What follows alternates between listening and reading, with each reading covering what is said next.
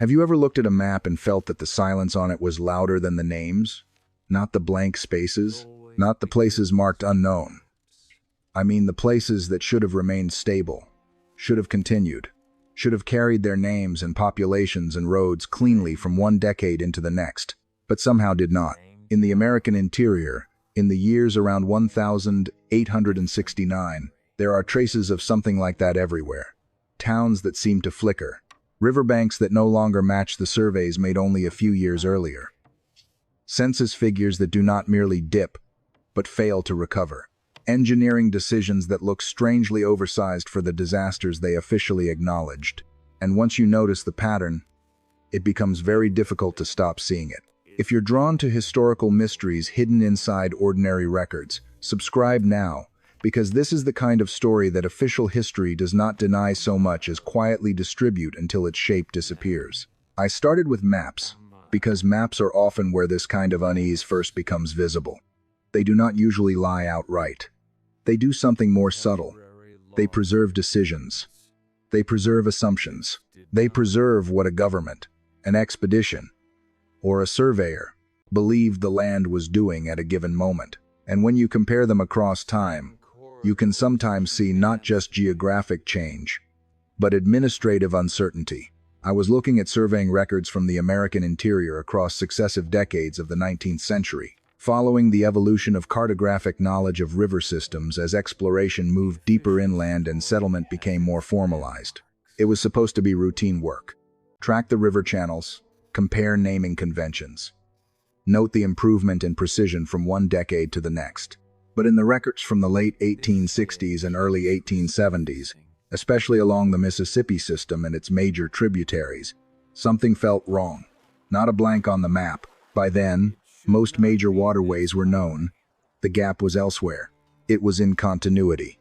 A town appearing confidently in one record and then half vanishing in the next. A settlement returning under a slightly altered name, as if reconstructed from memory. Population totals swinging in ways that did not fit the official explanations attached to them. It was not one anomaly. It was a texture of anomalies, small enough to dismiss individually, but difficult to ignore in aggregate. Now, I want to be precise. I am not claiming that there was one single hidden cataclysm in 1869 that erased half the continent and was then removed from history. That would be easy to say and impossible to prove. What I am saying is stranger and, in some ways, more historically plausible. The records from the years surrounding 1869 behave differently from the records before them. The change is not in one archive. It is distributed across many: hydrological surveys, county reports, census returns, land patents, engineering recommendations, migration patterns, local newspapers, agricultural complaints, railroad adjustments. Each source category offers its own explanation, and each explanation is reasonable enough on its own. But when you hold them together, the picture becomes harder to dismiss as ordinary noise. The years around 1869 begin to look like a seam, not a void in history, but a tightening in the fabric, a period when multiple systems appear to have been forced into reconfiguration at once. Take the Ohio River Valley. The Ohio had always flooded. People living along it expected that. By the mid-19th century, communities had long since developed practical knowledge about where the water usually went, how long it usually stayed, which streets were vulnerable, which farms were safe, which elevations counted as caution, and which counted as security. Cincinnati, already a major urban center by the late 1860s, was no stranger to floodwater. Yet accounts from the spring seasons around that period describe events that observers repeatedly framed as outside living memory. That phrase matters. Outside living memory is not a statistical term. It is a human threshold. It means not simply that the river was high, but that people who had spent decades on it no longer trusted their inherited expectations. In some descriptions, the problem was not only height but duration. Water lingered. Saturation persisted. Low districts that had flooded before remained unusable longer than usual, while nearby areas that should have drained cleanly seemed to hold water in ways that local residents considered abnormal. There is a detail in engineering literature from the Reconstruction period that keeps resurfacing in my mind. Surveyors and engineers examining floodplains and riverbanks in the early 1870s occasionally noted depositional layers that appeared larger or more abrupt than recent event history seemed to justify. A distinct sediment layer, different composition, more compressed than the surrounding deposits, as if laid down rapidly under force rather than built gradually through ordinary seasonal flooding. That kind of observation did not automatically trigger dramatic conclusions, and perhaps it should not have. Engineers of the era were practical men. Their job was not to write grand theories of hidden catastrophe. Their job was to understand enough of the land's recent behavior to advise where to build, how high to raise a levee, where to anchor a bridge, whether a rail grade needed to be shifted, whether a riverbank could still be trusted. They noted anomalies, proposed local mechanisms, and moved on. Yet the anomalies remain in the record like fingerprints left in the margins. Nobody followed them very far, but nobody fully explained them away either. If this were confined to the Ohio, it might be easier to attribute it to one cluster of regional conditions. But the pattern expands. Move west and south and the same period becomes oddly unstable in different ways. California is an important case, because everyone knows about the Great Flood of 1861 to 1862, at least in outline. It was one of the most severe flood disasters in the history of the state, submerging vast stretches of the Central Valley, displacing settlements, crippling the economy, and permanently altering how flood risk was understood. That event is not hidden. It is heavily documented. But what interests me is what follows. In the Sacramento and San Joaquin valleys, the decades after the flood contain a peculiar mix of continuity and displacement. Some towns rebuilt where they had been. Others rebuilt slightly aside from where they had been. Sometimes by a mile, sometimes by two, sometimes just enough to suggest that the previous location had become newly unacceptable. Irrigation and drainage infrastructure appears in forms and on timelines that imply not only development, but correction. Surveyors in valley interiors sometimes reported traces of prior occupation in places where the official chronology of settlement did not lead one to expect much at all. Not grand ruins, not dramatic, lost cities, just disturbed ground, debris fields, remnants of structures, hints that land had been used, abandoned, covered, and then partially forgotten. Again, none of that is impossible. Frontier settlement was messy. Record-keeping was inconsistent. Floods, speculation, fire, migration, fraud, and renaming all produce archival confusion. But one begins to notice that the confusion has direction. It accumulates in the same decades. It clusters near water.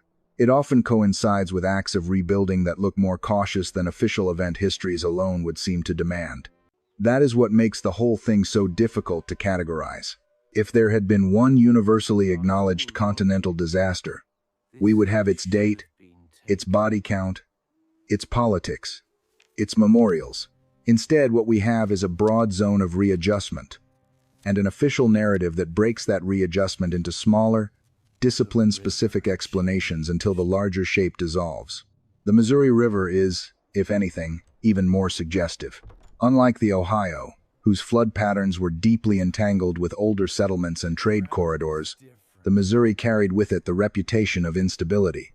Everyone knew the Missouri moved. It was notorious for erosion, channel migration, island formation, vanished banks, and capricious meanders. So when later Army engineers encountered channel adjustments and bank relationships that no longer quite matched earlier surveys, there was always a ready explanation. The Missouri is a restless river. This is simply what it does. And of course that explanation is true, as far as it goes. Rivers do move, but truth can sometimes become camouflage. When a system is known to be unstable, it becomes easier to stop asking whether a particular episode of instability was ordinary in degree or timing. In records from the late 1860s into the 1870s, some stretches of the Missouri appear to have entered new relationships with adjacent settlements and farmlands. Not through vast geological transformation, but through a sequence of smaller displacements that still mattered enormously on the ground. 10 meters can change a property line, 50 meters can end a road, undermine a levee, or shift a landing enough to reroute commerce. These are not abstract changes. They are administrative and economic changes, the sort that should leave traces. And they do. Then there is the question of migration. The post-Civil War United States was already a machine of movement. Soldiers demobilized. Freed people searched for family, safety, work, and autonomy. Immigrants continued arriving. The Homestead Act encouraged westward settlement. Railroads reorganized space and value. Markets expanded. Speculation surged. Any historian approaching population movement in the late 1860s and early 1870s has many legitimate explanatory tools ready at hand. And yet, within that legitimate complexity, there remains a narrower pattern that does not fit cleanly into war, opportunity, or ordinary frontier churn. Along major river systems, especially in certain second-tier flood zones, not the lowest, most obvious danger areas, but lands considered safely above customary floodlines, there are signs of abandonment compressed into a relatively short window. Families sold out cheaply. Small communities thinned rapidly. Farms that should have remained attractive under normal land pressure stayed underused or unresettled longer than expected. The reasons given in surviving letters and local commentary are maddeningly imprecise. The river had changed. The ground was not what it had been. The water came at the wrong time. It stood too long. The silt was wrong. Crops failed on land that had been dependable. The calendar no longer behaved the way memory said it should. What does one do with testimony like that? Modern scholarship tends to treat it cautiously, and usually for good reasons. Local accounts can be emotional, partial, exaggerated, and shaped by rumor. But caution is not the same as dismissal. People who lived along rivers for decades developed forms of knowledge that were not scientific in the modern institutional sense, yet were undeniably empirical. They knew how quickly particular hollows dried after spring overflow. They knew the smell and color of ordinary flood mud. They knew what kinds of deposition could be worked back into the soil and what kinds left a field sour for years. So when multiple accounts from different places begin speaking in vague but parallel language about the river behaving wrongly, it may be worth taking that language more seriously than the archive usually permits. This brings us to infrastructure, which is where the silence becomes especially interesting. The period between 1865 and 1880 is usually narrated as a triumph of expansion. Railroads, bridges, grids, ditches, new towns, new routes, new capital. All true. Yet beneath this story of construction lies a second story. Quieter but no less real. Reconstruction. Existing crossings rebuilt. Levee systems redesigned. Rail grades shifted away from floodplains. Road alignments corrected. Bridges anchored with tolerances that imply a memory of stress not fully captured in surviving public narratives. Engineers do not usually overbuild for romantic reasons. When they raise tolerances or relocate infrastructure, they are responding either to what they have seen or to what they have been warned to expect. And in some cases, the documented event history seems insufficiently dramatic to explain the caution that follows. It is as if the professional response registers a level of environmental disruption that the public historical account, taken in fragments, only partially preserves. The census problem sharpens this further. Everyone who works with 19th-century American census material knows it is imperfect. The 1870 census especially bears the scars of war, Reconstruction, incomplete enumeration, local irregularities, racial politics, and administrative inconsistency. Missing people do not always mean missing communities. Apparent declines can result from counting errors, jurisdictional changes, or shifting categories of residents. Yet some of the most striking irregularities occur in places where the war alone does not seem enough.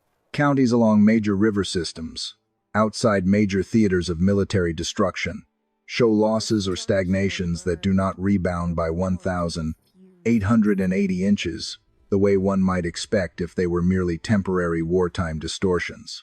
Communities that appear solidly established in 1860 reappear diminished in 1870 and remain diminished. Not destroyed in a single dramatic blow, simply reduced, and then strangely unable to reclaim their former scale. That persistence matters. Temporary shock is one kind of history. Permanent reduction is another. And the official record has a remarkable way of handling all this without ever exactly lying. The strange sediment layer becomes a hydrological note.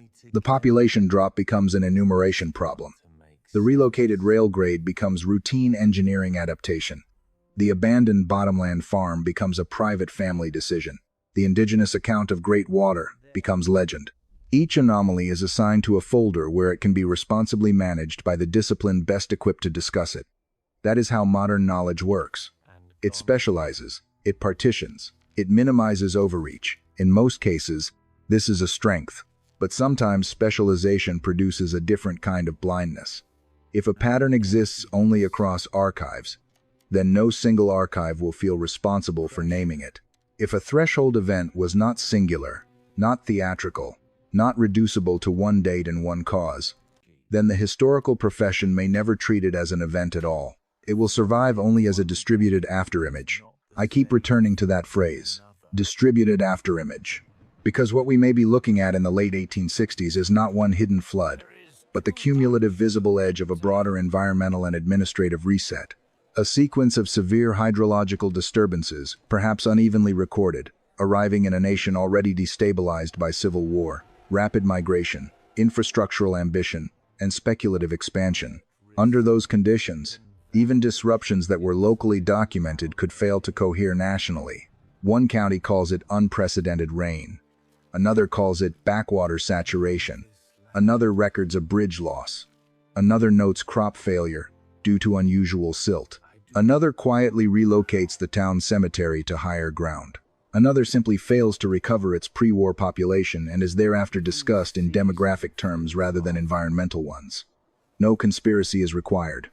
Only fragmentation. But fragmentation does not make the underlying pattern unreal. In fact, it may be the reason the pattern has remained difficult to articulate. We are trained to think history reveals itself through explicit statement, through declarations, laws, speeches, catastrophes with names. Yet some historical truths survive mostly as distortions in the material around them. A bank rebuilt too high. A town moved just slightly uphill. A county poorer for longer than anyone expected. Agricultural complaints that linger for years after the supposed floodwater has gone. River surveys whose confidence abruptly changes. If you were trying to understand whether the American interior passed through a poorly integrated environmental threshold in the years around 1869, this is exactly the kind of evidence you would expect to find. Indirect, local, practical, never assembled in one place. There is also the larger psychological condition of the country to consider. The Civil War did not simply kill and displace people. It shattered continuity. It damaged institutions, strained communications, and altered what communities believed they could absorb. A flood in 1850 and a flood in 1870 are not experienced by the same society, even if the water levels are identical. By the late 1860s, the United States was rebuilding not just roads and courthouses, but confidence itself. If river systems across broad regions became more erratic in those years, whether because of unusual weather sequences, catchment saturation, cumulative channel changes, deforestation, wet cycles, or a combination of factors, then the effects might have been amplified by a society already too strained to narrate them coherently. It is possible that what feels to us like archival silence was, to those living through it, simply overload, too many systems changing at once for anyone to frame the whole. And then there is the matter of indigenous memory, which may be the most unsettling part of all. Along major North American river systems, oral traditions often preserve water histories with a granularity that formal archives either ignore or flatten. Modern scholarship has rightly become more willing to treat oral traditions as knowledge-bearing rather than merely decorative myth, but older ethnographic collections often filed them under legend, especially if they did not fit the temporal or scientific assumptions of the collectors. Some accounts recorded in the late 19th and early 20th centuries speak of Great Water not as a remote cosmogonic event, but as something nearer, a remembered rupture, rather than an origin story. That does not automatically convert them into documentary evidence for one specific flood sequence, but it should at least complicate our confidence in the official archival hierarchy. People who lived with rivers across generations may have encoded environmental discontinuities in forms the state did not know how to hear. Suppose, for a moment, that these traditions, the sediment anomalies, the census irregularities, the infrastructural caution, and the migration patterns are all touching different faces of the same historical object. Not one apocalypse, not one lost empire, not one event conveniently suppressed, but a continental threshold of hydrological disturbance and social readjustment, badly integrated into later historical storytelling because no institution ever owned the whole story. The Army engineers owned the banks. County officials owned the tax rolls. Census clerks owned the numbers. Railroad companies owned their grades. Settlers owned their letters. Indigenous communities owned their memory. And no one, not in 1870 and not much afterward, possessed a framework wide enough to hold the overlap. This, to me, is why the period feels so strange when viewed through maps. Maps are where overlaps become awkward. A town should be here, but now it is there. A river should be edging this parcel, but now it cuts that one. A road should continue, but instead, it vanishes and resumes at a new angle. A floodplain once treated as tolerable is suddenly bypassed. A surveyor's confidence erodes. A place name persists while the place itself has shifted. Cartography records these changes without interpreting them, and that is precisely why they can feel uncanny. The map is not trying to tell a story. It is just failing to maintain continuity, and from that failure a story emerges anyway. I have tried, more than once, to look directly at this problem and pin it down to a clean thesis. Each time, the sources resist. The hydrological evidence is suggestive but regionally specific. The demographic evidence is messy. The infrastructure evidence is practical rather than explicit. The oral traditions are rich but difficult to date with the precision modern historians demand. And yet, the resistance itself has become part of what convinces me there is something here. Not because resistance proves mystery, but because certain kinds of historical reality are naturally hard to consolidate. They happen unevenly. They leave material traces without leaving central declarations. They are absorbed into administrative routine before they are ever named as turning points. Maybe that is all 1,869 was. A threshold composed of many ordinary forces converging at once. Post-war instability, aggressive land conversion, repeated major floods, wet climate sequences, shifting channels, commercial pressure, railroad logic, administrative imperfection. Maybe there is no hidden event behind the pattern, only the accumulated weight of documented conditions that historians have not yet synthesized at sufficient scale. That possibility has to remain on the table. It is the sober explanation, and sober explanations are often the correct ones. But sober explanations can still conceal the magnitude of what people actually lived through. A disaster does not need to have one name to be real. A transformation does not need to announce itself to alter a continent. What unsettles me most is not that the archives are empty. They are not. The material is there.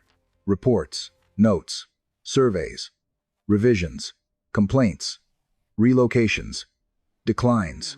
The problem is that the material has been sorted too well. It sits in separate institutional languages that do not naturally recombine. The archive does not deny disturbance. It manages disturbance. It localizes it.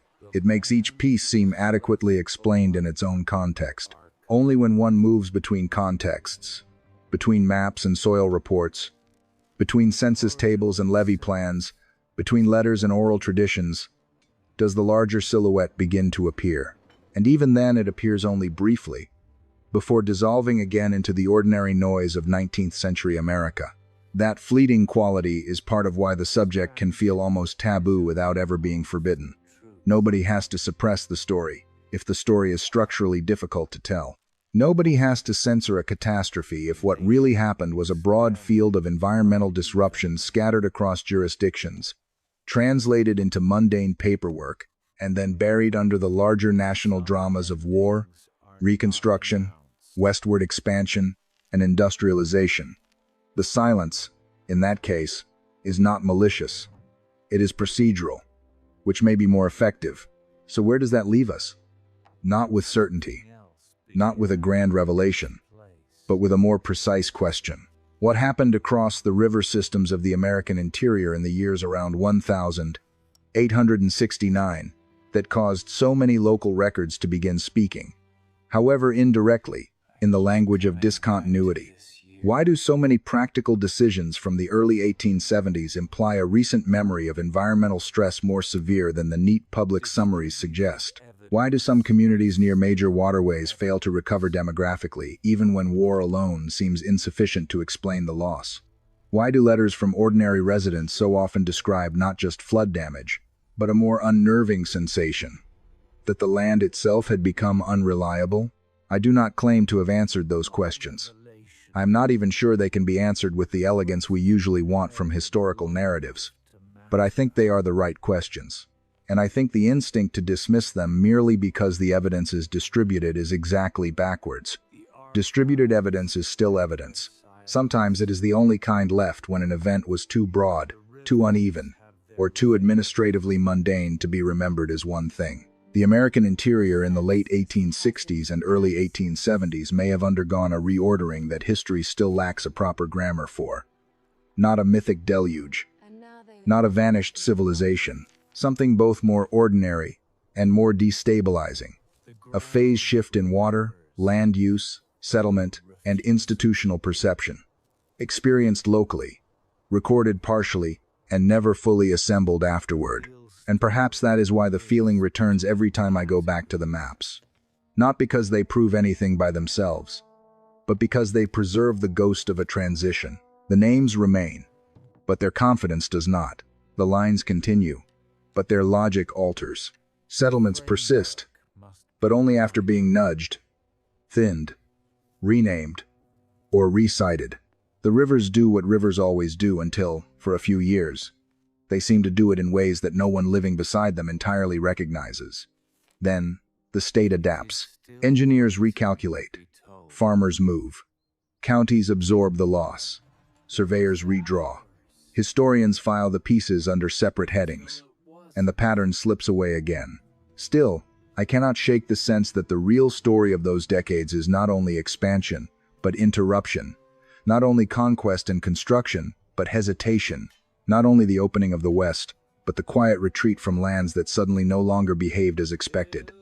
A nation was building outward, yes, but in certain corridors, near certain waters, it was also backing away, raising higher, shifting sideways, learning caution at a scale the official story rarely pauses to acknowledge.